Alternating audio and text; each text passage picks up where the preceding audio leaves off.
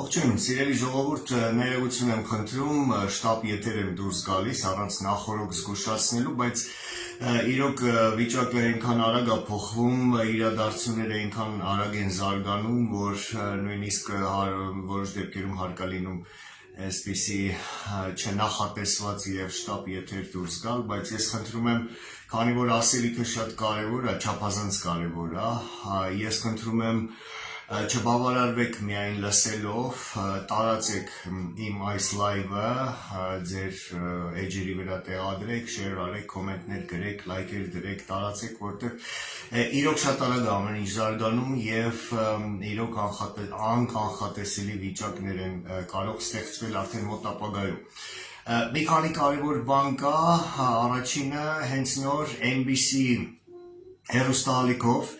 հայտնեցին, որ նախագահ Դոնալդ Թրամփը բառացիորեն ասել է հետևյալը. I am pissed off, ես կատաղած եմ, զայրացած եմ Վլադիմիր Պուտինի վրա, այն պատճառով նախ, որ Պուտինը կասկածի տակ է դնում Ուկրաինայի նախագահ Զելենսկու լեգիտիմությունը, եւ Դոնալդ Թրամփը ասել է, որ եթե ես համոզվեմ, որ զինադադարի ուրեմն խափանման պատճառը իրոք Ռուսաստանն է, ես անմիջապես դաժան սանկցիաներ կմտցնեմ Ռուսաստանից արտահանվող ամբողջ նավթի վրա, 25-ից 50% տարիֆներ կդնեմ, երկրորդային տարիֆներ Ռուսաստանից արտահանվող ամբողջ նավթի վրա եւ Թրամփը ասաց, որ եկող շաբաթ ես մտադիր եմ հեռախոսազրույց ունենալ Վլադիմիր Պուտինի հետ, որպեսզի վերջնականապես ճշտեմ այս հարցը եւ հետո որոշեմ իմ անելիքը։ Ինչ է սա նշանակում։ Սա նշանակում է, որ նախագահ Թրամփի համբերությունը արդեն հատում է, մոտ է դրան եւ ես իմ նախորդ եթերներում սրա մասին բազմիցս խոսել եմ։ Իրոք ռուսների վերջի հույսը, Պուտինյան ռեժիմի, Պուտինի եւ իր թայֆայի շրջապատի վերջի հույսը այն էր, որ Դոնալդ Թրամփը իշխանության գալով, պաշտոնը ստանձնելով շատ արագ կսխմի Ուկրաինային, կճնշի Ուկրաինային, կստիպի Ուկրաինային դադարեցնել դիմադրությունը Ռուսաստանին, ուրեմն Ռուսաստանին ձեռք տվող պայմանների ներքո կստորագրվի զինադադար, հետո կլինեն նոր ընտրություններ, Զելենսկին կհեռանա, իշխանության կգան պուտինյան խամաճիկները, որոնք ի վերջո կստորագրեն կապիտուլյացիա, ճանաչելով օկուպացված տարածքները, հրաժարվելով ՆԱՏՕ-ի անդամակցությունից ընդմիշտ եւ վերջնականապես հրաժարվելով որևէ զորք ՆԱՏՕ-ի անդամ որևէ երկրի զորքի տեղակայումից Ուկրաինայի տարածքում եւ այլն եւ իհարկե դրանից հետո կհանվեն սանկցիաները եւ պուտինյան ռեժիմը կփլվի եւ եթե հիշում եք ռուս-ամերիկյան երկու փուլանոց հետ նախորդ բանակցությունների ժամանակ Վլադիմիր Պուտինը հենց այս նախապայմաններն էր դրել ամերիկյան եւ ուկրաինական կողմերի առջեւ, որոնց դեպքում միայն նա պատրաստ կլինի համաձայնել զինադադարին, ինչը որ բնականաբար դուր չէր եկել եւ Ամերիկային առաջի հերթին եւ իհարկե Ուկրաինային եւ եվրոպական երկրներին եւ հիմա կարծես տեղի է ունենում այն, ինչ ես կանխատեսել եմ, խոսել եմ սրա մասին եւ կարծես նախագահ Թրամփի համբերության բաժակը լցվում է, որովհետեւ նաեւ մոտենում է այն ժամկետը, այն վերջնաժամկետը, որը Թրամփը ինքը իր համար որոշել էր, հիշեցնեմ դա ապրիլի 20-ն էր, ամենաուշը մայիսի 1-ը, ինչի ապրիլի 20-ը, որովհետեւ Զատիկի օրն է այդ օրը եւ հետաքրքիր է, որ այս տարի կաթոլիկ Զատիկը համընկել է ուղղափառ Զատիկի հետ եւ Թրամփը ուզում էր մինչեւ ապրիլի 20-ը զինադադար հաստատել, հիշեցնեմ, որ Ուկրաինան արդեն համաձայնվել էր առանց որևէ նախապայմանի զինադադար գետնի վրա, օդում եւ ջրի վրա եւ խնդիրը արդեն Ռուսաստանն էր եւ մայիսի 1-ին լրանում է Դոնալդ Թրամփի նախագահության 100 օրը, ինչը որ շատ կարեւոր այսպես դեդլայն է ԱՄՆ յուրաքանչյուր նախագահի համար, որից հետո նա պիտի զեկուցի առաջի 100 օրվա իր ձեռքբերումների մասին։ Առայժմ Դոնալդ Թրամփը որևէ նշանակալի ձեռքբերում չունի, հակառակը բոլոր իր խոստումները առայժմ չեն կատարվել, դա վերաբերվում է եւ Կանադային, եւ Պանամային, եւ Գրենլանդիային, եւ Մեքսիկային, եւ տարիֆների քաղաքականությանը, լավ չի տնտեսության վիճակը ԱՄՆ-ի ներսում, ինֆլյացիայի աճ է գրանցվում եւ այլն, եւ գոնե Ուկրաինա եւ նաեւ իհարկե Ուկրաինայի ճակատում խոստացել էր Թրամփը շատ արագ դադարեցնել պատերազմը, ինչը չէր ստացվում եւ հիմա փորձում է գոնե Ուկրաինայի ճակատում դա անել, որպեսզի գոնե այդ մի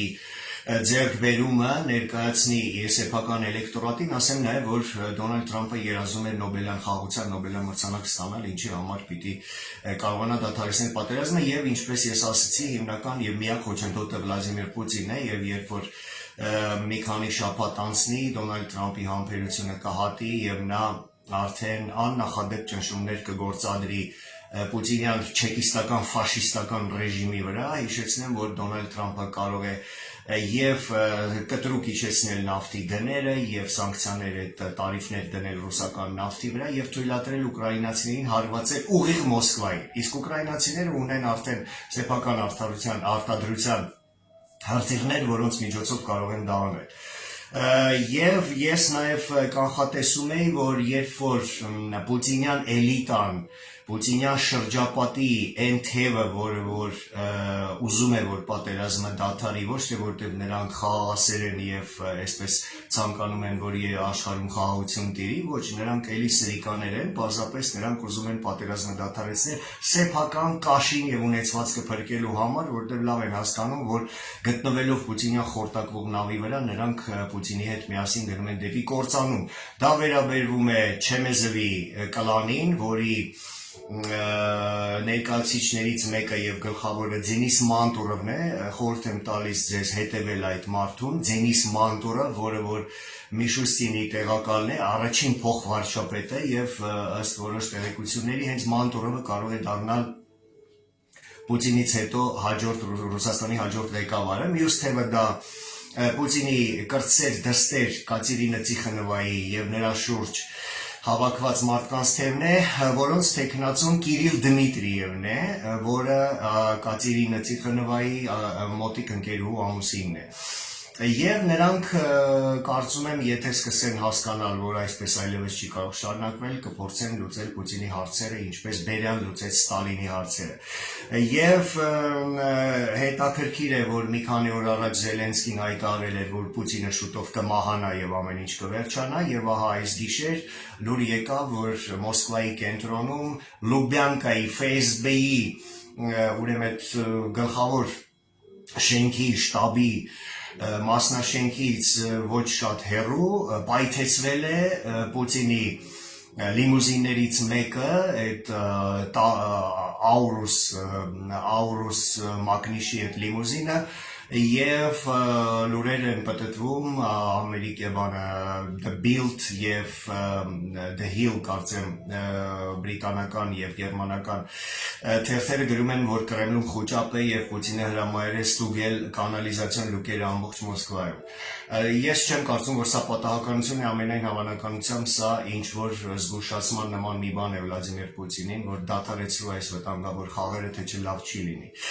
Ասեմ նաև, որ հետաքրքիր լուրեր են գալիս Չեչնիայից եւ Չեչնիայի շուրջ զարգացումների վերաբերյալ, ուրեմն նախ ասեմ, որ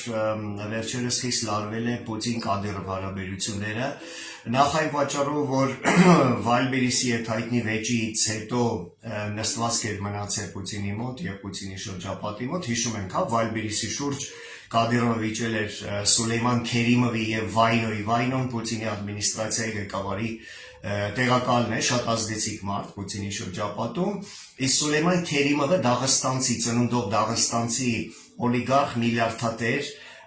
Դաշնային խորհրդի падգամավոր է, որը որ համարվում է Պուտինի շատ մոտիկ մարդկանցից մեկը, Պուտինի քսակներից մեկը, որը լվացել է Պուտինի փողերը։ Հիշեցնեմ, որ Սուլեյման Քերիմովը ուրեմն կարծեմ ունի ամերիկյան քաղաքացիություն, բիզնեսներ ունի Ամերիկայում, նույնիսկ այնտեղ երկրորդ կին ունի, այսինքն ոչ պաշտոնական կին ունի, ազգությամբ ուկրաինուհի, եւ ամիսներ առաջ Քերիմովի յախտան, որը որ Ֆլորիդայի ափերից քիչ հեռու է միշտ լինում օվկիանոսում, ենթարկվել է հարձակման ամերիկյան 6-րդ նավատորմի մի քանի նավերի կողմից, իսկ այդ իր յախտայի վրա Քերիմովը պահում էր հույժ գաղտնի փաստաթղթեր իր այդ ֆինանսական փաստաթղթեր, որոնցում կան այդ փողերի լվացման սխեմաները եւ այլն։ Եվ ամերիկյան հատուկ ծառայությունները արգրավել էին այդ բոլոր փաստաթղթերը, սակայն աղմուկ դուրս չեկավ, ինչից շատերը ենթադրեցին, որ Սուլեյման Քերիմովը աղմուկ չհանելու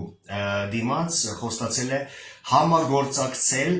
ուրեմն քննչական մարմինների հետ եւ փաստորեն նաեւ արդեն դարձել է ամերիկյան հատուկ ծառայությունների ենթակա կամ գործակալ մարդ։ Եվ ահա խնդրեմ ուրեմն այդ Կադիրով Քերիմով, Կադիրով Վայնո եւ Կադիրով Պուտին դիմակայությունը շարունակում է։ Վերջերս մի քանի շաբաթ առաջ Մոսկվայում սպանվեց Սայցիև ազգանունով չեչեն ուրեմն ըմբշամարտիկ օլիմպիական չեմպիոն, որը Կադիրովի շատ մտերիմ մարդն էր, 30 քանի տարեկան առողջ երիտասարդ պատահամամբ պատոհանից ընկավ եւ մահացավ։ Իհարկե միանգամից խոսեցին, որ դա դժբախտ պատահար չէր, որ Սայցիևին սպանել էին ՖՍԲ-ն, հիշեցնեմ, որ Սայցիևը Կադիրովի շատ մտերիմ մարդն էր եւ Սայցիևի թաղմանը Կադիրովը անձամբ ներկա էր եւ ասում են, որ շատ ազդվել էր, լացում էր եւ կոչում էր Սայցիևին իմ լավ եղբայրը մահացավ։ Եվ վարկած են առաջ քաշում, որ Կադիրովը մտադիր էր Սայցիևին նշանակել Դաղստանի ղեկավար, որը պիտի փոխարիներ Մելիքովին, ներկա ղեկավարին, որը Քերիմովի մարդն է, այսինքն Կադիրովի թշնամու Քերիմովի մարդն է, Մելիքովը, որը շատ վատ համբավ ունի Դաղստանում, ալկոհոլ է չարաշահում, ռեպրեսիվ ապարատն է հաճախ գործի դնում եւ ժողովուրդը նրան չի սիրում։ Եվ Կադիրովը ուզում էր Սայցիևին դնել Դաղստանի ղեկավար, ասում են, որ արդեն համաձայնեցրել է դա անձամբ Պուտինի հետ եւ ՖՍԲ-ն կանխեց դա, իսկ ՖՍԲ Կադիրով դիմակայությունը մենք շատ լավ գիտենք, դա գալիս է դեռ Նեմցովի սպանությունից։ Ուրեմն բացի դա լուրեր եկան, որ այս վերջերս Պուտինը կամ ՖՍԲ-ն առաջարկել է Պուտինին Կադիրովի զորքը ուղարկել ռազմաճակատ, իսկ Կադիրովի զորքը 80,000-ից ավել մարդիկ են, որովհետև գիտեք Ռուսաստանը մեծ կորուստներ է կնում օրական 1000-1500 զոհ է եւ վիրավոր են տալիս ռազմաճակատում եւ հիմա նրանք դժվարությամբ են զորք հավաքում, այլևս ուրեմն պայմանագրային զինծառայողներ դժվարությամբ են հավաքում, որտեղ մարդիկ չեն ուզում թեկուզ լավ փողի դիմաց գնալ եւ մահանալ, մոբիլիզացիա անելն էր խիստ վտանգավոր եւ խնդրահարույց է Պուտինի համար եւ ՖՍԲ-ն Պուտինին առաջարկել է, որ Կադիրովը իր զորքը համաձայնվի եւ ուղարկի ռազմաճակատ։ Կադիրովը մերժել է, ասելով, որ այս զորքը իմ զորքն է, իմ համար է եւ այլն եւ աճել է լարվածությունը Կադիրով ՖՍԲ, Կադիրով Պուտին եւ որից հետո լուրեր եկան, որ Կադիրովը շտապ ամիսներ առաջ արդեն սկսել է, բայց հիմա ավելի ջանասիրաբար է դա անում, իսկ ինչի մասին է խոսքը, ուրեմն Կադիրովը իր ակտիվները, ունեցվածքը տեղափոխում է շատ արագ կերպով Սաուդյան Արաբիայի եւ Միացյալ Էմիրություններ, նաեւ տեղափոխում է եւ տներ է գնում Սաուդյան Արաբիայում եւ Դուբայում իր ընտանիքի մերձավորների համար, աղջիկների, կնոջ, կանանց մի քանի կին ունի, մասնավորապես ավագ դստեր Այշար, կարծեմ անունով Այշար Կադիրովային, որը փոխվարչապետ էր Չեչնիայում, ազատել է պաշտոնից եւ այդ աղջիկը տեղափոխվում է հիմա Դուբայ։ Այսինքն նաեւ լուրեր են գալիս, որ Կադիրովը ծանր հիվանդ է, երիկամի խնդիր ունի եւ ենթաստամոքսային գեղձի խնդիր ունի եւ Կադիրովի կյանքը արդեն վտանգված է, մի քանի ամիս կյանք է մնացել նրան, որտեղ հիվանդությունը պրոգրեսում է, նրան երիկամ էին փոխպատվաստել, բայց ասում են, որ դոնորական երիկամը լավ չի աշխատում այլևս, նաև ենթաստամոքսային գեղձի խնդիր կա եւ Կադիրովը գիտի, որ շուտով մահանալու է եւ հիմա ապահովում է սեփական ընտանիքի անվտանգությունը եւ ակտիվների անվտանգությունը, լավ հասկանալով, որ նրա մահից հետո այդ ամենը կվտանգվի։ Եվ այս ամենը եթե իրար հետ գումարենք, նաև ավելացնեմ ռուսական տնտեսության ողբալի վիճակը, բոլորովին վերջերս ռուսական կենտրոնական բանկի տնօրեն Էլվիրա Նաբիուլինան խոստովանեց, որ չի բացառվում, որ Ռուսաստանը ստիպված կլինի սառեցնել Ռուսաստանի քաղաքացիների խնայողությունները բանկերում, հիշում եք, չէ՞, ԽՍՀՄ փլուզման ժամանակ մենք դա արդեն տեսել ենք, կարող ենք ասել, որ Ռուսաստանում քաոսը եւ սմուտան մոտենում է տարբեր սցենարներ կարող են տեղի ունենալ պալատական հեղաշրջումից մինչև Չեչնիայի երրորդ պատերազմ, տնտեսական կոլապս, որը դոմինոյի էֆեկտով կտարածվի եւ Ռուսաստանի մյուս ռեգիոնների վրա, որտեղ էլի լավ չի վիճակը, Կուզբասում ասում են արդեն գործադուլներ են շախտյորների, որտեղ ածխահանման ոլորտը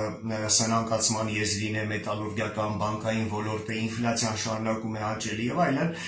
եւ ես ավելի ու ավելի համոզվում եմ սիրելի ժողովուրդ, որ մոտակա շաբաթները, ամիսները վճռորոշ են լինելու, X պահը մոտենում է, պատրաստվեք Հայաստանի ազատագրմանը, ամեն ինչ լավ է լինելու, խառնակ վիճակ Մոսկվայում, կայծ Երևանի հրապարակում եւ մեր քայլը անելուց հետո իհարկե Արևմուտքը մեզ կօգնի, որովհետեւ Արևմուտքը ուզում է, որ Հայաստանը լինի ինքնիշխան, ազգային, ժողովրդավարական երկիր, արևմուտքի հետ պինդ եւ հուսալի դաշնակից երկիր, հյուսիս-հարավ մեգապրոյեկտի կապող օղակ երկիր, որը որ ունի սեփական շահերը, որոնք համընկնում են արևմուտքի շահերի հետ եւ արևմուտքը իդեմս Հայաստանի եւ Վրաստանի հարավային Կովկասում կունենա հուսալի ընկեր, դաշնակից եւ գործընկեր։ Լավ եղեք, ամեն ինչ լավ է լինելու, շնորհակալություն, խնդրում եմ նորից տարածել այս եթերը, որովհետեւ ասելիքը շատ կարեւոր է։ Լավ մնացեք, լավ է լինելու։